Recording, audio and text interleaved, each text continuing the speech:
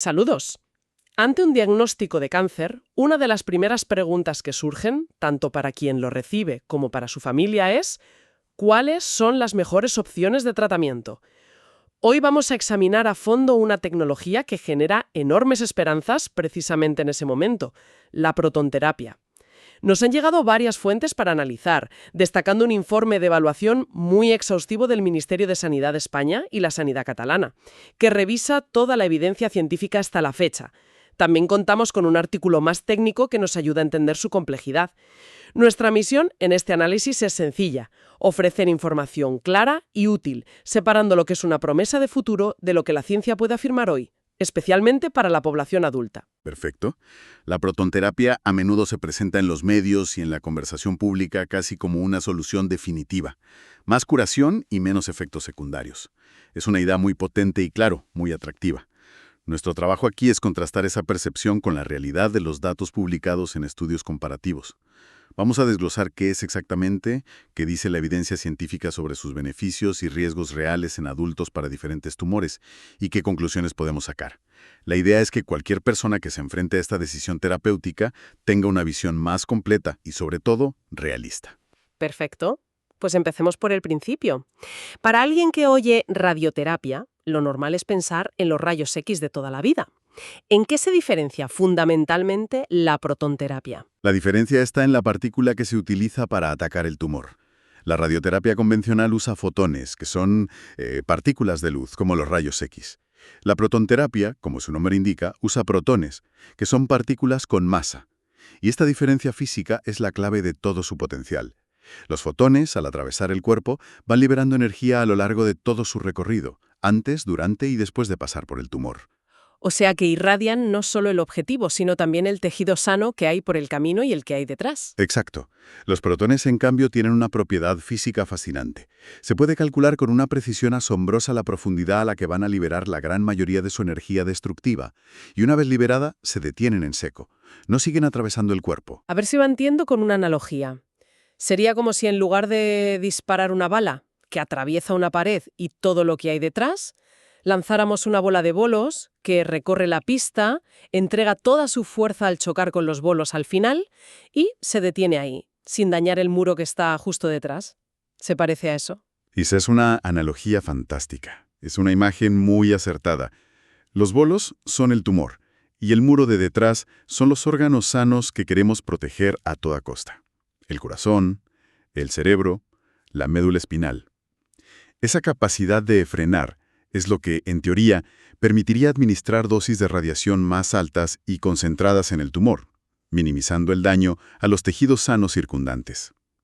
Por eso siempre se ha destacado su enorme valor en pediatría, para proteger los cerebros en desarrollo de los niños. Suena increíblemente preciso, pero por lo que he leído en el artículo técnico que manejamos, conseguir esa precisión en la práctica es enormemente complejo, ¿verdad?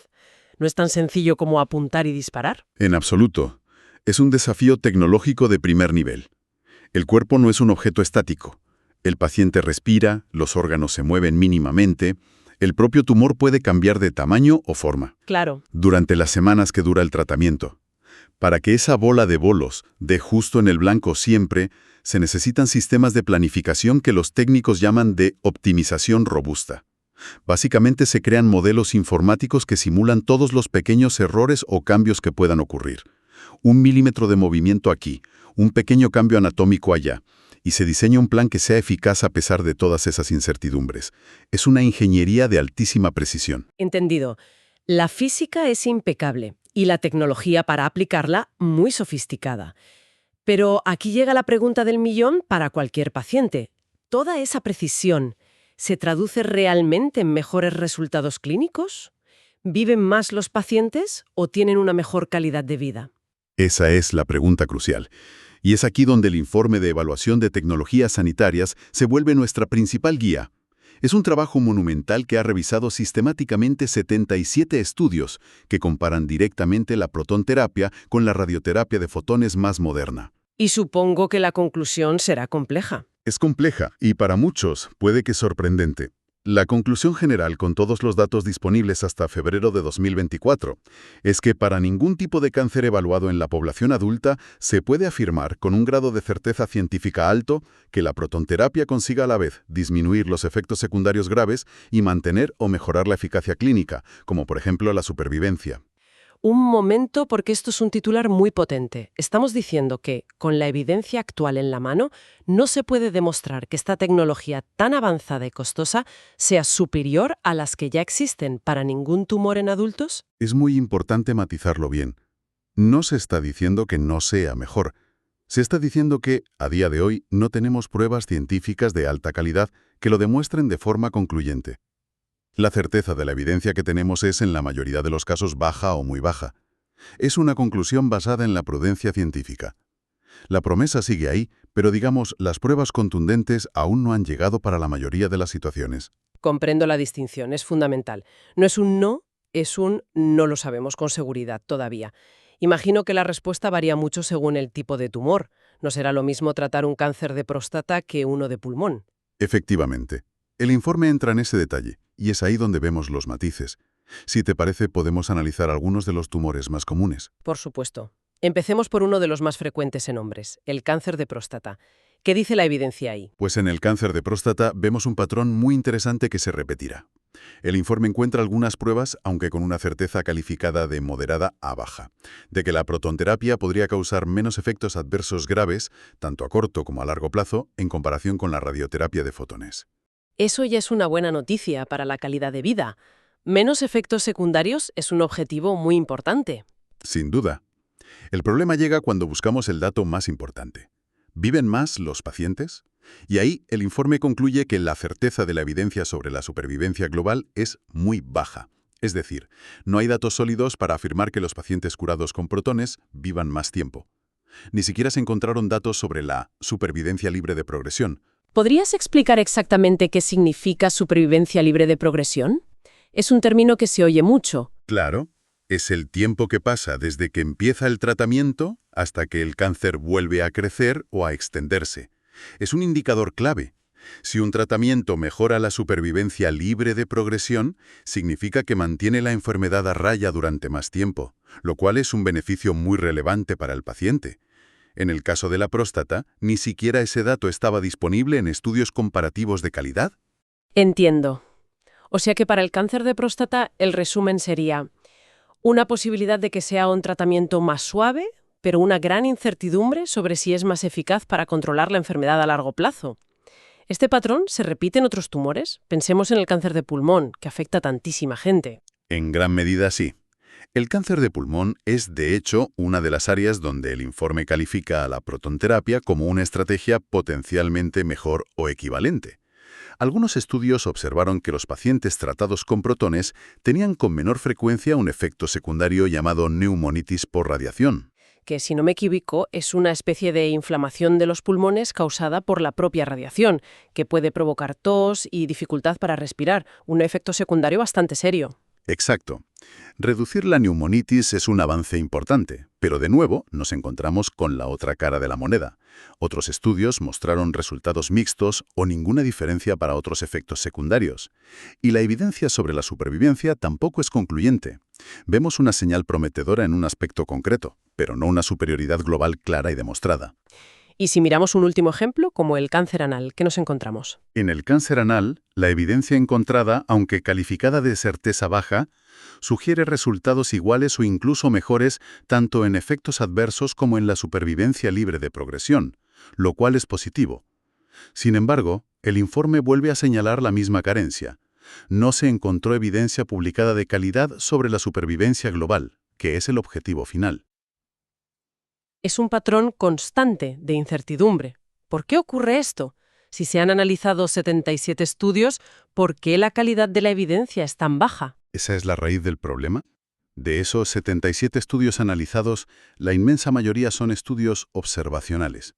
Es decir, se limitan a observar a un grupo de pacientes tratados con protones y a otro grupo tratado con fotones y comparan los resultados.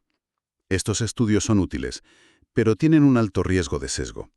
Quizás los pacientes que recibieron protones eran de partida más jóvenes o más sanos y por eso tuvieron mejores resultados. No es una comparación totalmente limpia. Exacto. El tipo de estudio más fiable que existe es el ensayo controlado aleatorizado.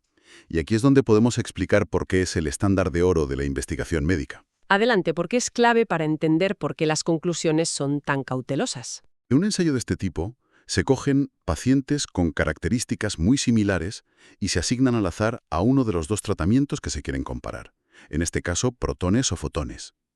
Esa asignación aleatoria es lo que garantiza que los dos grupos sean lo más parecidos posible y que cualquier diferencia en los resultados se deba, con mucha probabilidad, al tratamiento recibido y no a otros factores. Es la forma más rigurosa de evitar sesgos.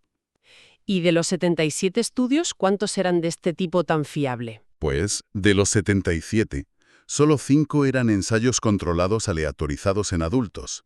Y ese es el núcleo de la cuestión. Con una base de solo 5 estudios de la máxima calidad, repartidos entre distintos tipos de cáncer, es imposible sacar conclusiones firmes y generales.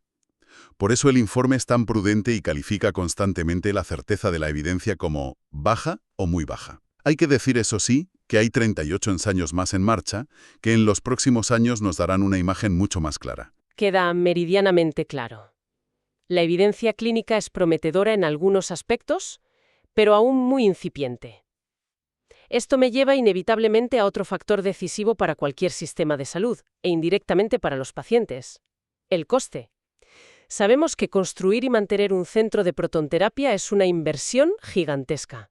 ¿Justifica el beneficio que hemos visto este coste tan elevado? El informe también abordó esa pregunta revisando 16 estudios económicos. Hay que empezar con una advertencia importante. Ninguno de estos estudios se hizo en el contexto del sistema sanitario español, por lo que su aplicabilidad directa es limitada. Pero nos dan pistas muy interesantes. Y los resultados, imagino, no son un sí o un no rotundo. Para nada. Son muy variables. Hay algunos casos donde la conclusión parece bastante clara. Por ejemplo, para tumores relativamente raros pero muy delicados por su localización, como los de la cavidad nasal o los senos paranasales, y también para el cáncer de páncreas y el hepatocarcinoma, los estudios concluyeron que la protonterapia es coste efectiva. Probablemente porque en esas zonas la capacidad de proteger tejidos vitales cercanos es un beneficio que compensa el mayor precio. De acuerdo. Entonces hay escenarios donde sí parece una inversión justificada. Y en el lado opuesto, ¿dónde parece que no lo es? El ejemplo más claro es el cáncer de pulmón. El estudio analizado para este tumor concluyó que con los datos actuales no es coste efectiva. Y luego, como bien decías, hay una gran zona gris. Por ejemplo, El cáncer de cavidad oral y faringeo es un caso paradigmático. Ahí la conclusión es que depende del perfil del paciente. Podría ser coste efectiva para una persona más joven, cuyo tumor está asociado al virus del papiloma humano, un perfil con mejor pronóstico. Porque preservar a largo plazo la función de tragar o la producción de saliva tiene un valor inmenso en su calidad de vida durante décadas. Pero para un paciente mayor, con otros factores de riesgo, quizá no lo sería. es decir, que el futuro no parece ser protones para todos, sino una selección extremadamente cuidadosa de aquellos pacientes que por su edad, tipo de tumor y características específicas más se pueden beneficiar. Exactamente. La tendencia va hacia una medicina de ultra precisión, no solo en el disparo, sino en la elección del paciente. Pero, y este es un pero muy importante, el informe nos recuerda que todos estos análisis de costes se basan en los mismos datos clínicos, cuya certeza, como ya hemos visto, es a menudo baja o muy baja. Por lo tanto, si la evidencia sobre el beneficio clínico cambia, la conclusión sobre el coste-efectividad también cambiará. Hay que tomar estas conclusiones económicas con la misma cautela. Me parece increíble el desfase que a veces existe entre la percepción pública de una tecnología casi milagrosa y lo que nos dice un informe tan riguroso como este. Nos hace pensar en lo complicado que debe ser para un paciente y su familia navegar por toda esta información y tomar una decisión. Es un desafío enorme. Por eso es tan vital tener estas revisiones sistemáticas e independientes.